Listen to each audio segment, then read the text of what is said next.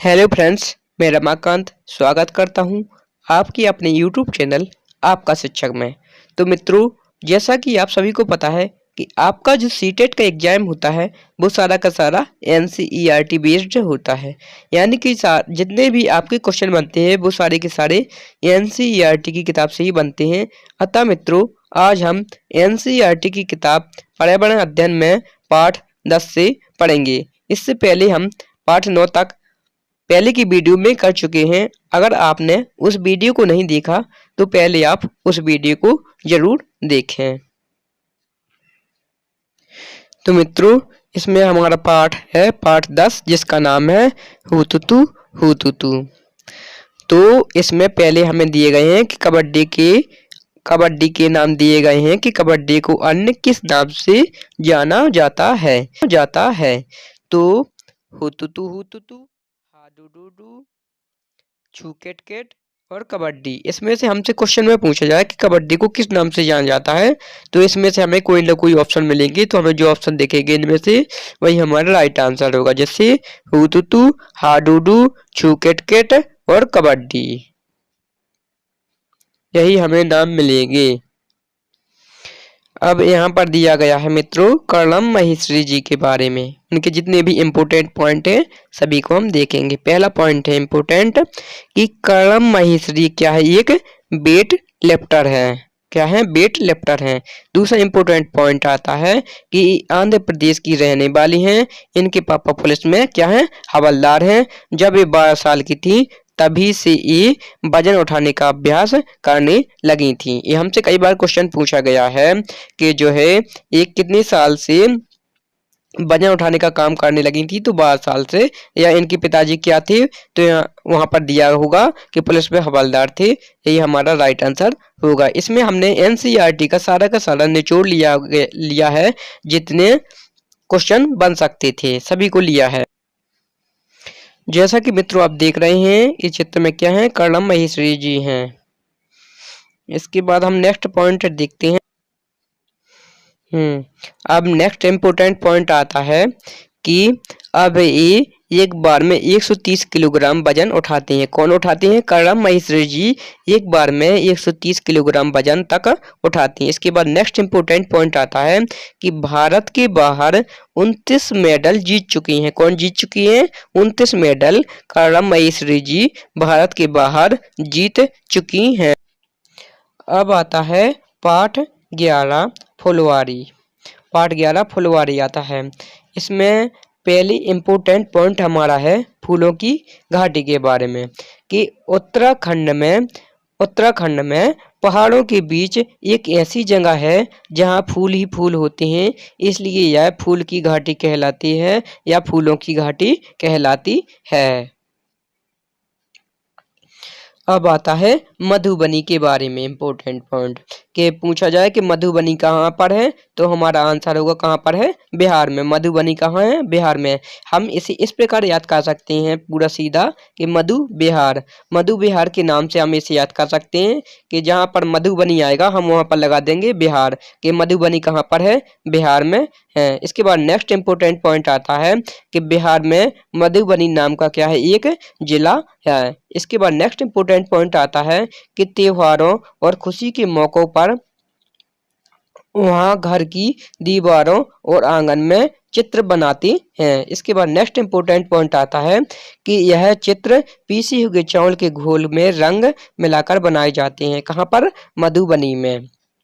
मधुबनी में बिहार में बनाए जाते हैं चित्र पिसे हुए चावल के घोल से। ये रंग भी खास तरह के होते हैं।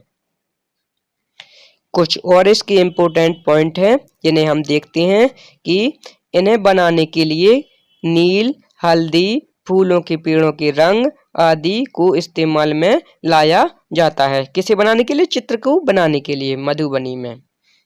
और मधुबनी कहाँ है? बिहार में है। इसके बाद नेक्स्ट इम्पोर्टेंट पॉइंट आता है कि चित्र में इंसान, जानवर, पेड़, फूल, पक्षी, मछलियाँ आदि जीव जंतु साथ में बनाए जाते हैं। यानी कि जो जंतु दिए गए हैं ये बनाए जाते हैं चित्र में। इसके बाद जैसा कि मित्रों आप चित्र में देख रहे हैं, ये क्या है, मधुबनी की चित्रकला है। यहाँ पर बने हुए हैं, जिस प्रकार रंग बिरंगे चित्र बने हैं इसी प्रकार के चित्र वहां पर बनाए जाते हैं। इसके बाद मित्रों कुछ फूलों के बारे में इम्पोर्टेंट पॉइंट दिए गए हैं कि खाए जाने वाले फूल। तो पहला इम्पोर्टेंट पॉइंट आता है कि उत्तर प्रदेश में कचनार की फूलों की सब्जी बनाई जाती है। कहाँ पर बनाई जाती है? उत्तर प्रदेश में कचनार की फूलों की सब्जी बनाई जाती है। इसके बाद नेक्स्ट इम्पोर्टेंट पॉइंट आता है कि केरल में केले के फलों की सब्जी बनाई जाती है। फूल की भी बनाई जाती है, फल की भी है। इसके बाद नेक्स्ट इम्पोर्टेंट पॉइंट आता है कि महाराष्ट्र में सहजन की फूलों की पकोड़े बनाए जाते हैं। इसके बाद नेक्स्ट इम्पोर्टेंट पॉइंट आता है हमारा कि बहुत से फूलों जैसे गुलदावरी, जीनिया के रंग भी बनाए जाते हैं। इन रंगों से कपड़े भी रंगे जाते हैं। इसके बाद नेक्स्ट इम्पोर्टेंट पॉइंट आता है कि गुलाब जल और ग्लिसरीन। क्या है ये? फूलों से संबंधित दादी माँ की नुस्खे हैं कि गुलाब जल और ग्लिसरीन बराबर मात्रा में मिलाकर शीशी में भर लो। किसे? गुलाब जल और ग्लिसरीन को। और इसमें कुछ बूंदे नींबू की डालो। इसके इस्तेमाल से सर्दियों में क्या होती है? त्वचा नहीं फटती है।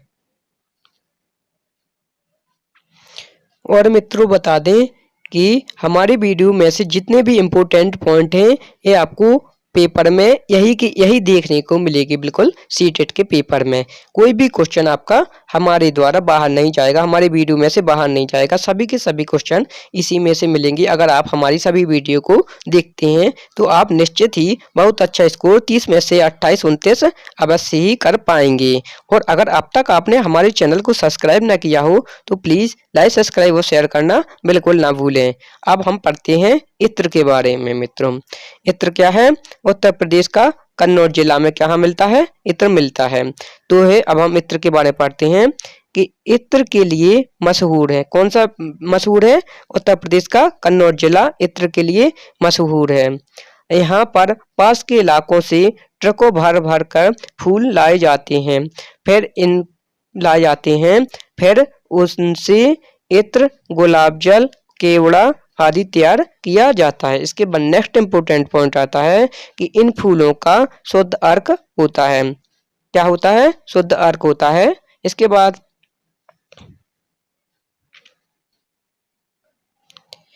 इस प्रकार मित्रों हमारा पाठ 11 समाप्त हुआ। अब हम पढ़ते हैं पाठ 12, कैसे बदले घर। पाठ का नाम क्या है हमारे? कैसे बदले घर। अब हमसे एक और जितने भी इम्पोर्टेंट पॉइंट दिए गए हैं सारे के सारे सीटेट की दृष्टि से बहुत महत्वपूर्ण है, क्योंकि आए हुए हैं और आने की बिल्कुल संभावना है। अतः हम सभी इम्पोर्टेंट पॉइंट को देखेंगे।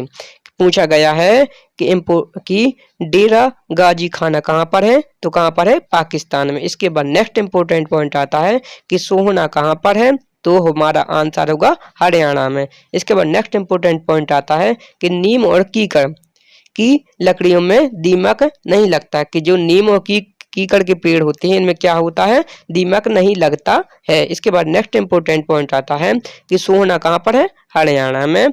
से दिल्ली जाते समय कहाँ? सोहना से या हरियाणा से दिल्ली जाते समय रास्ते में गुरुग्राम शहर पड़ता है। ये बहुत इम्पोर्टेंट पॉइंट दिए गए हैं। इनमें से मित्रों एक को भी नहीं छोड़ना है, क्योंकि ये सीटेट में बिल्कुल आने ही वाले हैं। इस प्रकार मित्रों हमारा पाठ 12 समाप्त हुआ। अब हम पाठ 13 देखते हैं कि पहाड़ों से समुंदर तक। पाठ का नाम क्या है? पहाड़ों से समुंदर तक। इसके बाद इसमें पहला इम्पोर्टेंट पॉइंट आता है जो कि हमारा कि पानी को साफ करने के लिए या पानी को साफ करने का सबसे अच्छा तरीका कौन सा है? तो पानी को उबालना। पानी जब हम उबालेंगे तो पानी क्या होगा? साफ हो जाएगा। इस प्रकार मित्रों हमारा पाठ 13 समाप्त हुआ। अब हम पाठ 14 को देखते हैं। पाठ 14 का नाम है हमारा बसवा का खेत। इसमें पहला इम्पोर्टेंट पॉइंट है हमारा कि बेलगब्बन का गांव तो कहाँ पर है, तो हमारा आंसर होगा कहाँ पर है, कर्नाटक में है। बेलबनका में हल को क्या कहते हैं, कुरंगे, फावड़े को खूंटी कहते हैं और हसिया को क्या कहते हैं, इलंगे कहते हैं या बोलते हैं। ये हमसे कई बार क्वेश्चन में पूछे गए हैं, सीटेट के एग्जाम में पूछे जाने की बिल्कुल संभावना है, अतः सभी पॉइंट को जरूर देखें। खूंटी का प्रयोग मिट्टी को नरम करने में होता है। इसके बाद मित्रों नेक्स्ट इंपोर्टेंट पॉइंट आता है हमारा कि नेक्स्ट इंपोर्टेंट पॉइंट है कि इलंगी का प्रयोग, किसका प्रयोग, इलंगे, इलंगे का प्रयोग प्याज को काटने अलग करने में किया जाता है। किसका प्रयोग किया जाता है, इलंगे का प्रयोग प्याज को काटने अलग करने में किया जाता है। इसके बाद नेक्स्ट इंपोर्टेंट है पॉइंट है हमारा खरपतवार से संबंधित कि खरपतवार क्या होते हैं, इसमें पूछा गया। तो खरपतवार कुछ पौधे बिना बोए ही खेतों में अपने आप उगाते हैं, इन्हें हम क्या कहते हैं, खरपतवार कहते हैं। इसके बाद नेक्स्ट इंपोर्टेंट पॉइंट आता है कि खेतों से खरपतवार निकालना जरूरी है या होता है, नहीं तो ये क्या करते हैं, सारा खाद पानी खरपतवार ही ले लेते हैं और फसल कम होती है। इसके बाद नेक्स्ट इंपोर्टेंट पॉइंट आता है कि समय से प्याज ना खो दी जाए तो जमीन के अंदर ही क्या होती है, सड़ जाती है। इसके बाद मित्रों हमारा पाठ 14 समाप्त होता है। अब हम पाठ 15 देखते हैं।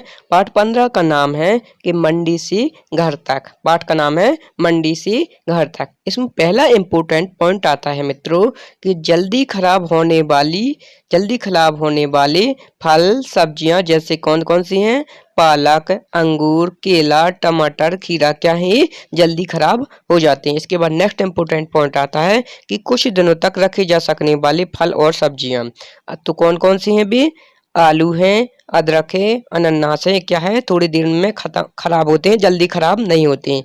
इसमें हमसे कई बार क्वेश्चन पूछा जा सकता है कि इसमें से कौन सी सब्जी या फल जल्दी खराब हो जाते हैं, इनमें से ऑप्शन दिए होंगे तो हमें लगा देना। इसके बाद दूसरा क्वेश्चन पूछा जा सकता है कि कौन सी जल्दी खराब नहीं होती, तो उसमें ऑप्शन मिलेंगे आलू, अदरक और अनानास। तो जो हमें इनमें से दिखेगा हमें उसे टिक कर देना है। इसके बाद मित्रों